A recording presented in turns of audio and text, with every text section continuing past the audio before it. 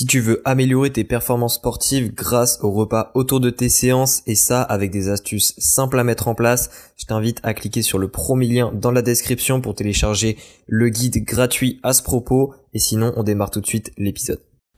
Salut à toi, aujourd'hui on va parler du plus gros risque qu'il y a quand tu décides de sauter des repas et ça va être un épisode je pense très court mais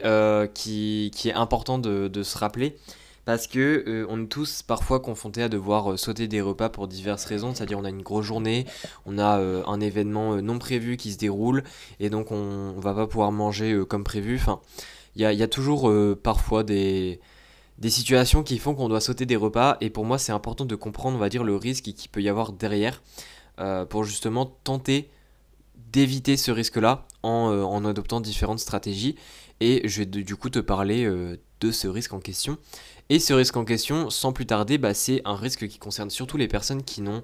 pas l'habitude de manger peu souvent dans leur journée, c'est à dire les personnes qui mangent généralement assez souvent.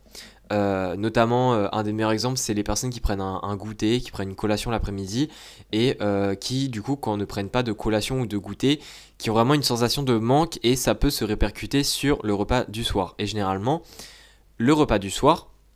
c'est en plus le meilleur moment pour que ça devienne une catastrophe parce que c'est aussi lié avec nos émotions et notamment l'émotion de oh my god je viens de finir ma journée, c'est bon, je suis déstressé, enfin je peux faire baisser mes niveaux de stress, etc.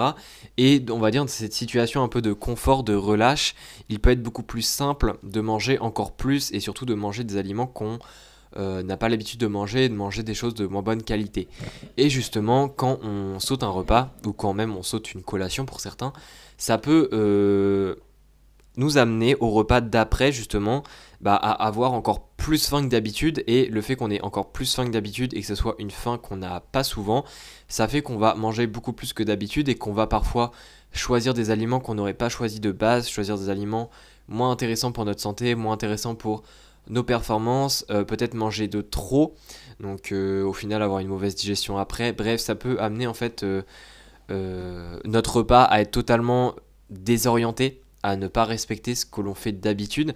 et le problème en fait c'est quand ça se produit trop souvent, donc quand on saute des repas trop souvent ça peut justement créer une nouvelle habitude, c'est-à-dire une nouvelle habitude qui est de en fait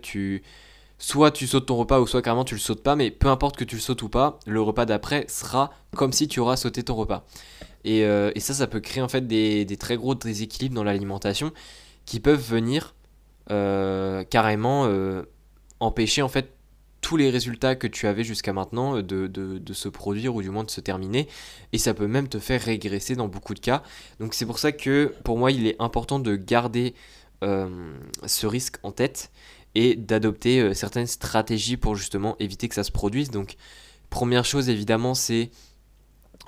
si par exemple tu sens en avance qu'une journée ça va être très chaud de manger, etc. Eh bien prépare ton repas à l'avance. Si préparer ton repas à l'avance ça ne suffit pas, eh bien essaye juste de ne pas prendre de repas mais de prendre peut-être, je sais pas, une barre de céréales, un fruit,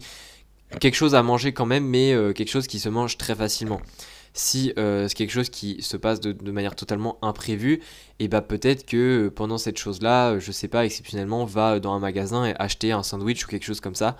si tu peux, au lieu de directement te dire je saute le repas. Enfin, il y a toujours une petite solution que tu peux trouver, mais en fait l'idée c'est juste de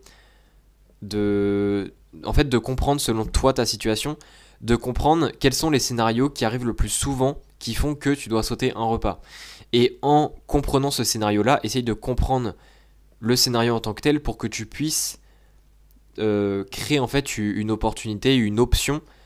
qui te permet de manger même durant ce scénario-là.